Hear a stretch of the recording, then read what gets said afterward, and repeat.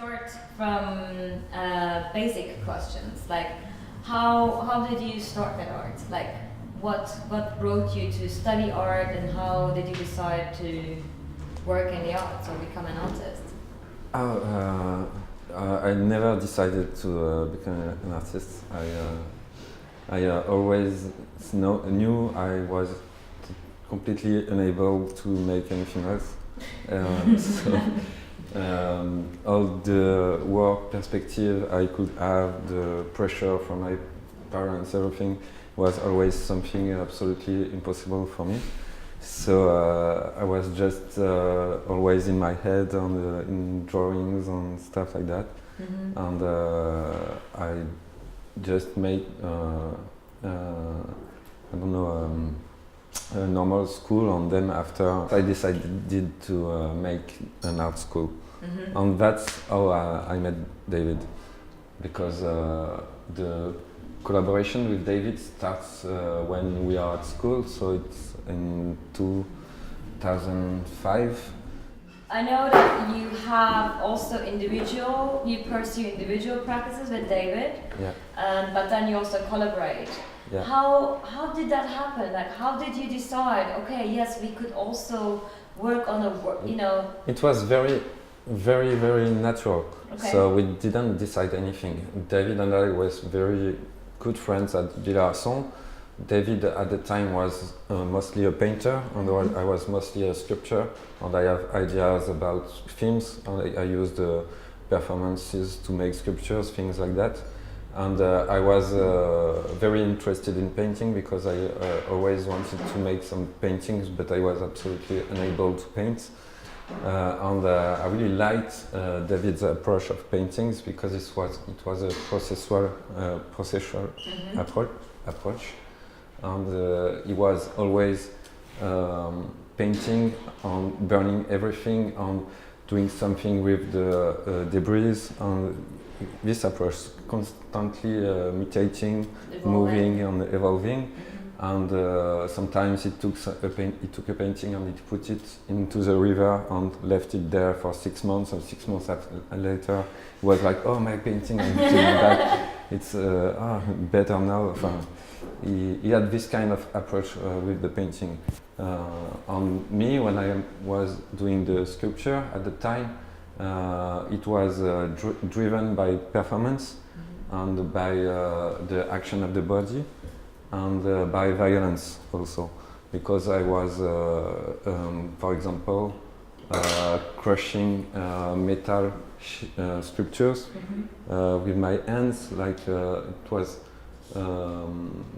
I did that when I was student, and it was like boxing bags, but it was made with aluminum sheets, plates, and then I made some performances where I was boxing this aluminum boxing bags. It was a very violent action, and it was forming a sculpture. And I was making videos of it, and I was thinking videos are more interesting than the results. And we had a lot of talking with David about this relation to process, even if his medium at the time was painting. And we realized that his approach of painting was very similar to my sculpture approach. So we started very naturally to think at first movies. So we have started at school to imagine movies we could do, things like that. And the first movie we have made together was absolutely not about sculpture. It was a movie about reenactment and about the creation of a fiction. And we went in reenactments of a Napoleonian battle. We were in costume, and then David played a character who wanted to escape the reenactment of the battle. So I was with the camera inside the reenactment. It was a big event with 400 figurants, cannons, everything, horses. and we were like in the middle of it, shooting our little fiction of deserter, but it was completely anachronic and absurd deserter because he was deserting a fake battle. So it was our first idea of movie.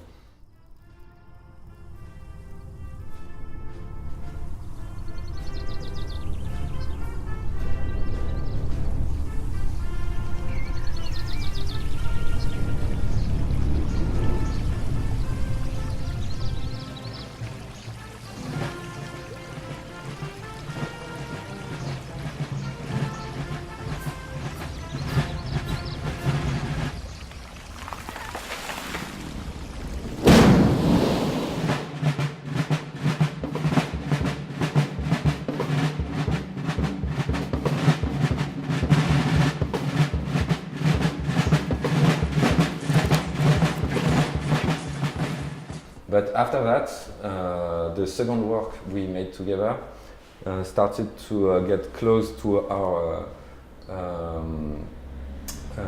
sculptural intentions.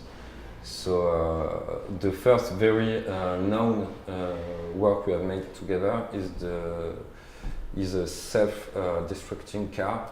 It's a work we have worked on in a studio in Corsica at the time with no heating system.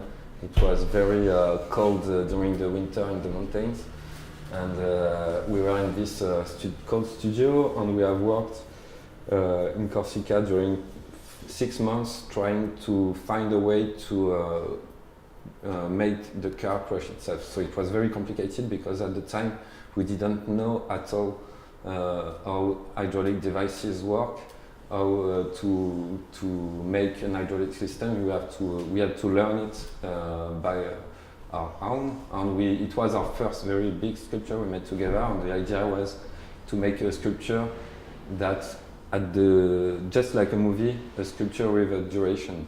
And we wanted to make a sculpture always evolving, self-destructing during the months of an exhibition. And then it happened, we had the exhibition at Palais Tokyo. At the time it was a module, and we have shown this work, and during 1 month the car has slowly changed of size because the hydraulic cylinders were inside the car. We have made all the structure of the car by ourselves to make something that can move. It was very complicated. and it was the cylinders were programmed, so it was a computer who decided how and when it moved, and we decided to make something very, very, very slow. So it was like 1 centimeter, half a centimeter every half an hour, something like that. So when you were in the exhibition, you could never see the car move. It was always static, but sometimes you had the pump going on, and it was like and it stopped.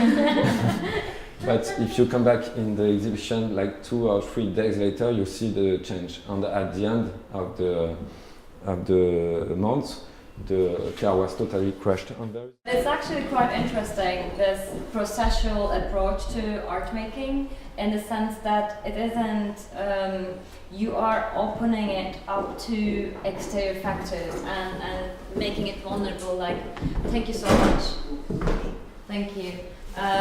Like what you described as David, leaving his painting in the river and then attending it 6 months later, or with you, how you built the sculptures, and then coming up with this idea of a living sculpture, if we could say that, or if we could term that, in the sense in which the sculpture has a lifespan and it is in continuous becoming. It would be a bit too much of maybe a terminology, but that it's never an end result, but it's always evolving from a point.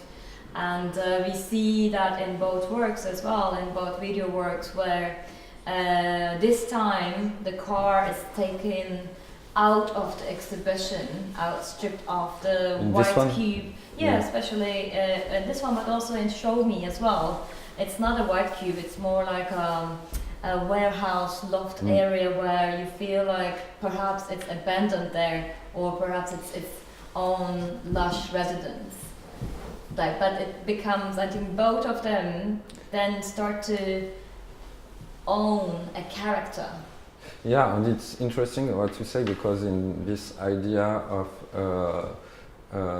movies that talk about sculpture but also talk about process in a fictional way, the set is always very important. And the set always brings, you talked about white cube, and in this one we are, nature is Your white cube. is our white cube, or the context and the environment of the sculpture. In this one it's something different, but if I had the possibility, it was too complicated today, I would have shown you the last movie I made, which is absolutely about evolving of spaces and the metaphor of a process through single fights. And maybe I know it's not about David and I work, but I think it's very representative of this idea of evolving context and evolving spaces, and to bring the idea of coming from a studio place, for instance, until a museum place. And this parcours is something very important for the characters in our movies. Yeah. So I can describe this last movie specifically.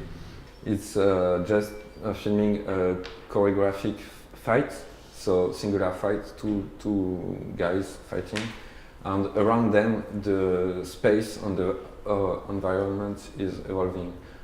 At first they go from a scrapyard to a weird white cube dojo, something like that, a hybrid space like that, and that something looking like a construction place, and then a green studio, and then different things like that, and they finish in the museum. And there is all of this progression that metaphorically gives the idea of going to the place that looks like the studio or the construction place and finishes into the white cube.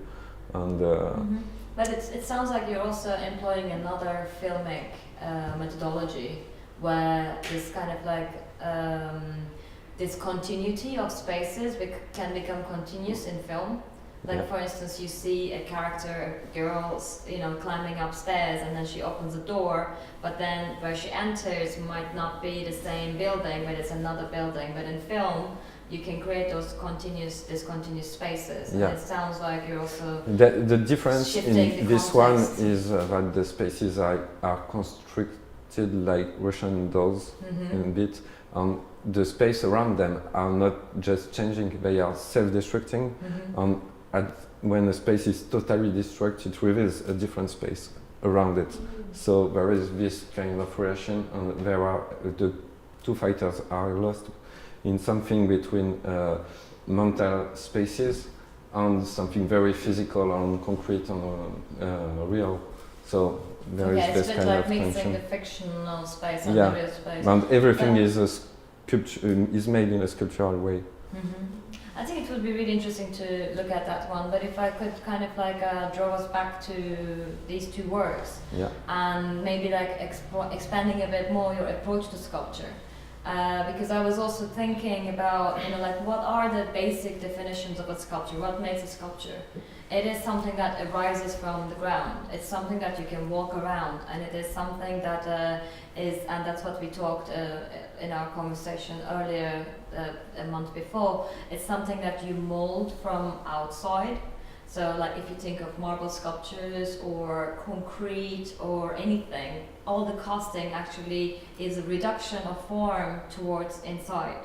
And what is very interesting in that regard with David and Florian's work is that the sculptures which become one are shaped from within, so they are reversing the, let's say, the production phase, or they're reversing the methodology of making a sculpture. Yeah. And I think that is also very interesting. As soon as we have thought the first piece with the chevaux, we were in this kind of idea, because there is what you say, which is very important, because it's some kind of contradiction of the classical idea of sculpture. Like if you imagine someone with a hammer and trying to break block to create a shape, it's always a strength coming from outside. And getting out the material until a shape appears. And what was interesting is to work with the void inside the sculpture and to create a depression, to create the exact opposite of it. So that was the idea of the. We don't talk about compression, we talk about contraction when we talk of those kind of works. And the other things that it makes me think about when I think of this way of making sculpture is that there is several ideas of sculpture. That is the first one. But the other one is the idea that, like I said, that sculpture can be in time. So in a way, the time is like a slow motion. Is totally expanded. That's about the title. The title is Expanded Crash, because in the title there is this contradiction. A crash is something like immediate compression, you know, just like a sculpture, like something coming from the outside and compressing with hard violence very immediately. A car, for instance. But if you try to imagine an expansion of a crash, it's only in time that it's possible.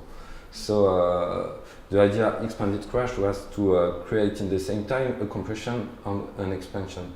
So the second idea was like if we don't make a compression and an expansion at the same time, but contraction and expansion at the same time. And at this time we are talking about sculpture ideas and sculpture principles, but also we were starting to make big metaphors about the universe, you know.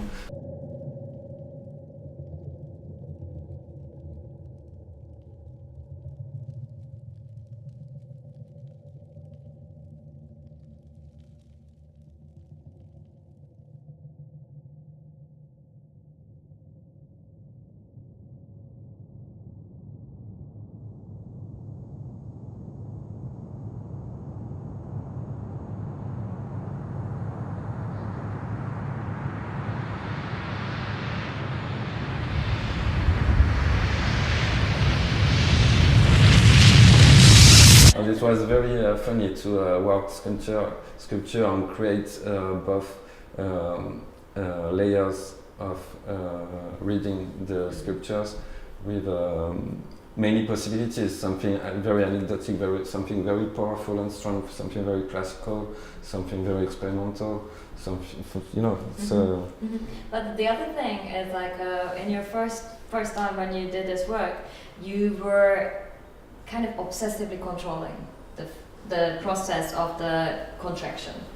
But in the latter works, the control, or let's say the agency of the artist, is almost like kind of handed over to a machine that you have no immediate way of forming. So you wouldn't really know how it would form unless, I mean, like the one you did in Palais de Tokyo with the digger, it was a bit different, where you have kind of manipulated how it would take form, and it would die as if a flower is dying of being without water. But with this work and Show Me, you are not really controlling the last form that for the one in Palais de Tokyo, for the digger, we didn't really know if it was going to work. So it was it was very scary, because we have worked a lot on this digger. It was a very special digger, because if I can talk a bit about the story of the digger, it's Belarusian digger we found in Poland, At the time, we have spent something like a month working in Poland, or maybe a month and a half. And we were looking for a specific digger which was very representative of communist strands in autonomization of work. So it was a digger meant to help the agricultors, Agriculture?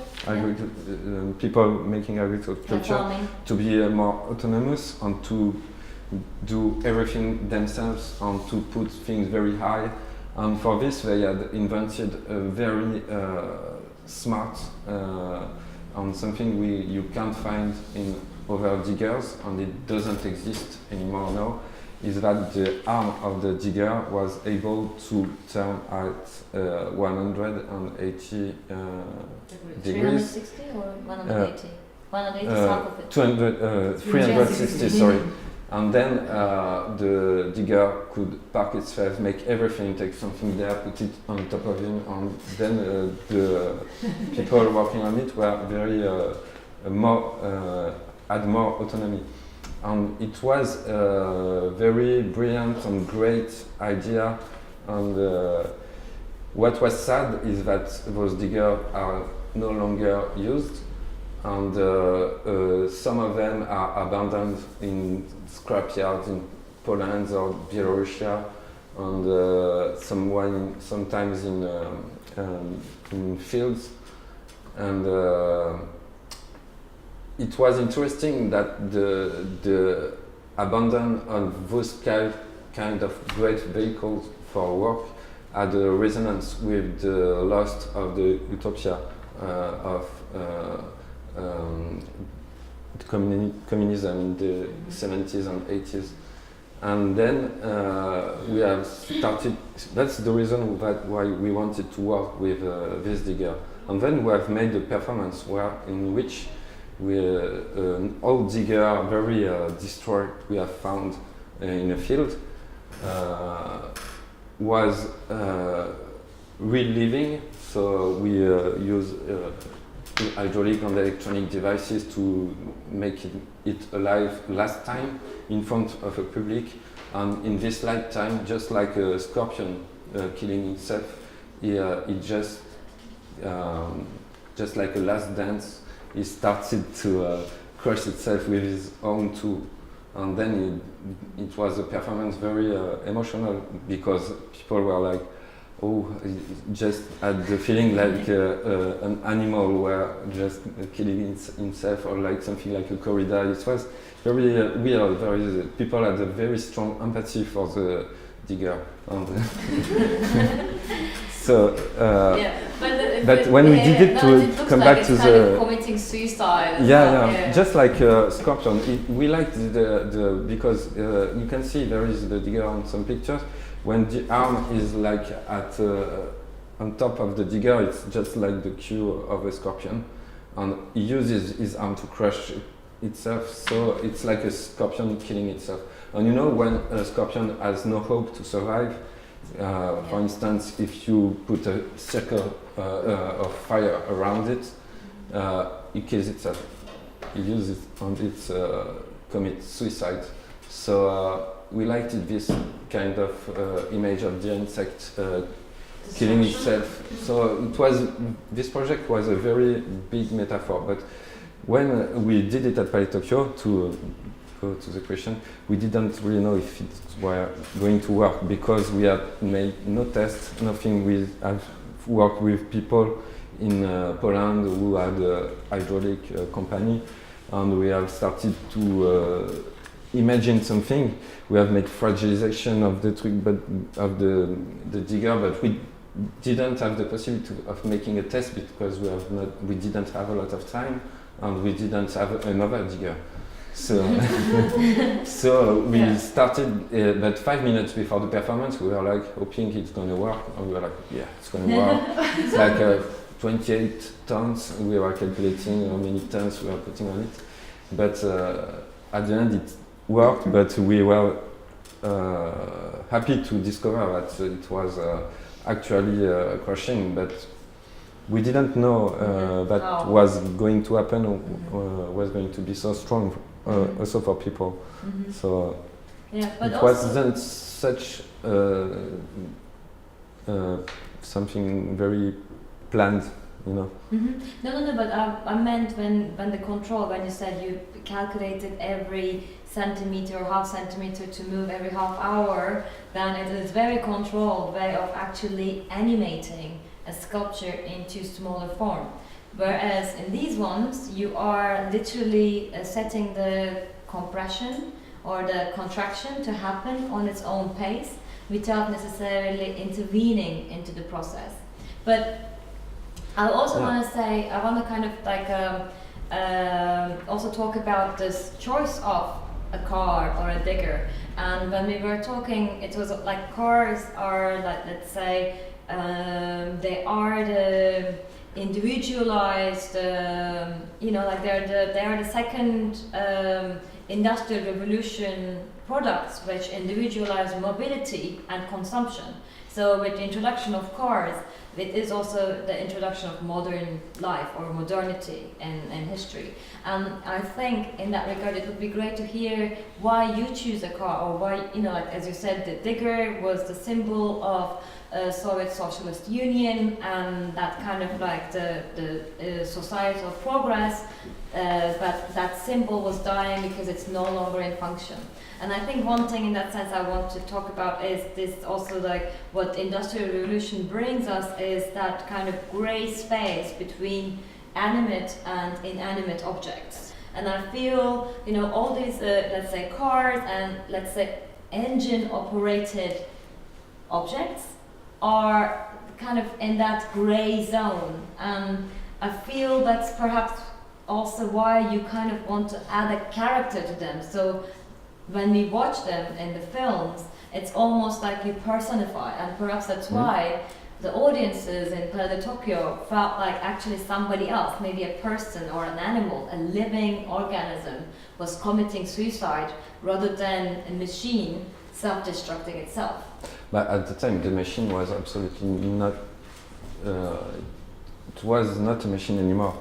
It was a concept, the end of an utopia, an animal. It was a tool at the same time as it was a sculpture, and that's actually something interesting because you were talking about the car, which when it's not used and you don't turn the power, the engine on, you can't say it's a car. Yet, or something like that. And the idea of the object on the object being an object because it has a function or because it's a tool, that's something interesting for us, because we always, or not always, but most of the time, we think the sculptures like something between a sculpture and a tool. The fact that we are always thinking of ways to destruct or destroy or distort or transform those industrial objects, we always do it by thinking how those objects can destruct by themselves. So how do we have to modify them? So they become tools, but not tools to be used, like for instance for a car to drive, tools to orchestrate this destruction, you know. The truck were in the studio, we had prepared it, and people were coming, seeing the truck. We were still able to drive it, but it was interesting because it had a lot of metallic parts, a lot everywhere. Things were connected inside. People were looking like, wow, it's a weird engine, but it was not an engine truck anymore. It was a tool to make the video, to make this destruction. That similar kind of, let's say, cyclicality of relationships between what is sculpture, what is object, what is tool, also takes place in your films on a different level of cyclicality, like how also this film was edited to how you assign it the characters or side characters that we're sitting next to one. Can you talk about how you also then, let's say, formalize the idea of the film? Because, yeah. Alors, for each film, it's always the same thing. So the basic process or the basic ideas, it's the same like when we are making a sculpture. It's like how to think about process and create a way to create a new definition of a process. For each sculpture, it's the same thing. Sometimes it's the relation with time, sometimes it's the relation with an experience, sometimes it's a relation with a tool or something like that. But in the movie, it's always the addition of fiction, naturally. So we are like, if we have to film a process, we have to add fiction. So this process becomes something autonomous. So, for instance, before answering your questions, I will start at the beginning. So, how did we start to think something like that, making fiction about process? This idea came when we were students, and I think it's a definition that helps when you. There is a Bruce Nauman piece, very well known, called. It's one of the Beckett works, but I think it's Slow Hunger Walk. The one in his studio. Yeah, but it's the one. He comes from an angle of a room, and he goes in the direction of the camera, and he makes something very simple. Is that because of the format, he put the camera in this way, so he can be film himself like standing and be in all the frame. He does that, and after that, when he shows this little dancing performance, when he comes to the camera, he shows it on a television. And the television is always put on the side. Also, and today when we see this performance in a museum on the TV, the TV is going to be turned on the side. And what was very interesting in this is that he made the shooting to record performance, so it was document. But the decision of turning, not just turning the camera, but turning the TV at the end, make the movie something more important as a form than the performance itself. And that's when we started to think about what is, as I said, when I was a student, I started with performance. So that's how all those questions start to appear. And it was like, how can we create an archive of a performance, because the performance of the experience doesn't last very long. The only thing that lasts is the document or the testimony about it. So the question was how to testify about this moment of experience, of process, of the moment when a sculpture is being created, how to testify to create a testimony about this that can be autonomous. And we started to think, if it's not a documentary, if it's not just a document but something else, that's interesting. That starts to create a tension between the experience and the recording of the experience. And then we started to think like, it could be cinema, it could be very... so everything started to change with this idea of turning an archive into a fiction. And then every idea of moving sculpture became something like, the sculpture can become a character. And then we think the set, the context, everything, and even the way of filming it, and the atmosphere, and the editing, everything becomes important in just talking about the process of sculpture, which was at the beginning this very basic idea of doing something from the inside instead of from outside. Yeah, but also you do refer quite heavily to cinema, or like you get inspired by cinema as well, or many different films, like some, very cult films, or I'm sure you would recall like Cronenberg, Crash, or the John Carpenter's Christine, which actually Show Me is based on or takes its title from. Maybe that is my last question, and then I will really open it up because I don't know, I'm really feeling the cold.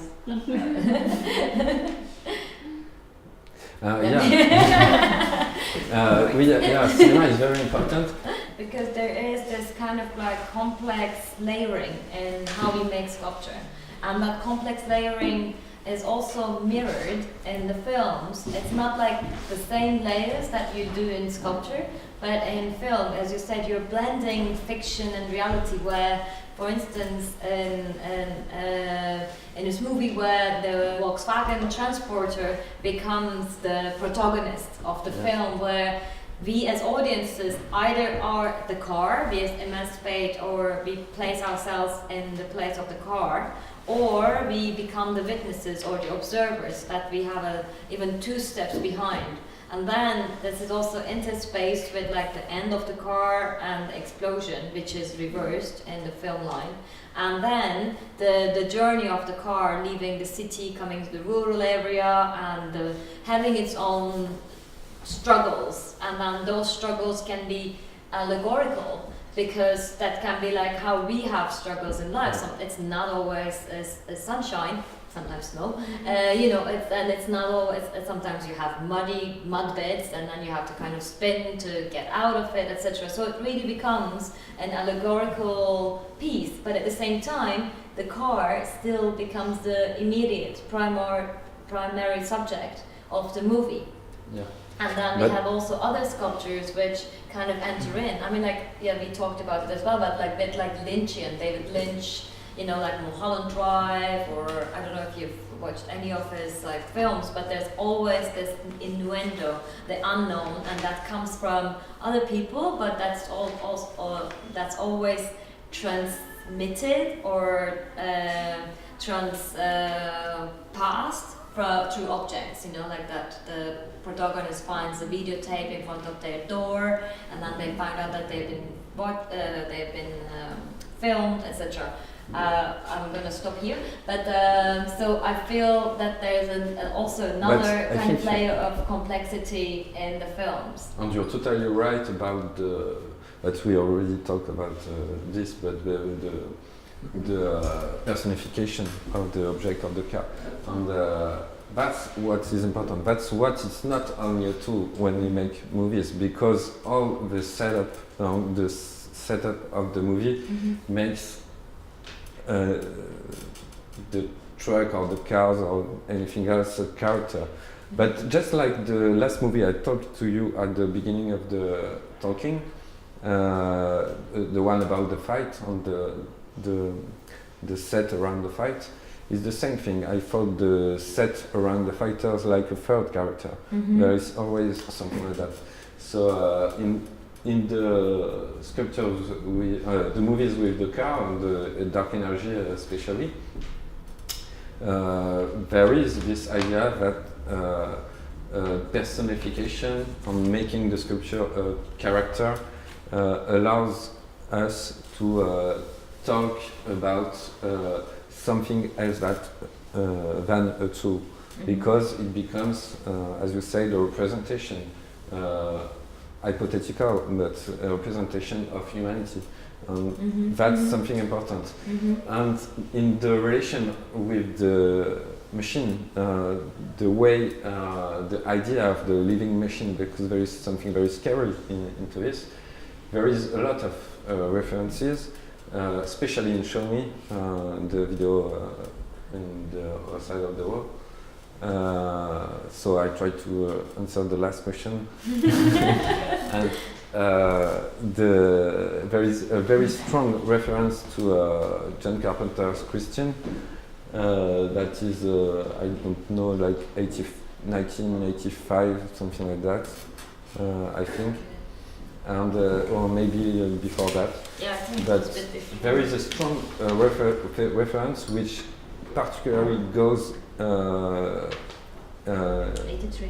The idea 83, and it's exactly this idea that is in the John Carpenter's movie, because this is a very famous movie about killing a murderous car. It's a very beautiful red car, Plymouth, from an American muscle car or something like that. And there is like a love story between the car and the owner of the car, and something very deviant and weird and a bit sexual and mechanical, and there is some revenge. And at the end of the day, the car is living, starts to live and kills people. And that in those films there is already the feeling that there is something scary in the idea of possibly autonomous machine or system or anything. And that's why it's very with David we really like, and we are really inspired by this kind of movie, which actually are not really great movies, because it's like what we call the mad movies or B movies. It's like horror movies, a bit cheap, something like that. But there is something very strong in this idea of creating the fear with the idea of a tool taking life. So yeah, but it's been also like a very common topic for science fiction. That also you could see it again in films like Space Odyssey, etc. That there is the idea of the tool is the yeah. central for me, central meaning of the no, it's not the only one, but it's very important. No, I know, but like for instance, we also talked about artificial intelligence and the kind of like equivalent of cars in 21st centuries, perhaps, like the robots and the AI that we are already living, that is embedded in our lives, and we are also fearing what, if they could cause any harms in the future, if you will have a living robot in your household and all of a sudden it goes astray and overcooks your porridge and tries to, yeah, of course. Yeah. But what is fascinating is the to come back to this idea of tool, is at the beginning of the film, the first picture of the ship appears just after you see a monkey throwing a bone on top of the air, and you see the bone, which is actually the first idea of the essence of a tool becoming the spaceship, the thing in which all those things are happening. So this is the tool that is in the center of all this evolution. And what is interesting, this is the deviance and the evolution from a tool to autonomy of the machine, losing our own humanity, all this. So I'm not saying we are trying to make Kubrick movies, but we are thinking about a way to have a different approach of sculpture through movies, through experience, through performance, and that's it. Thank you.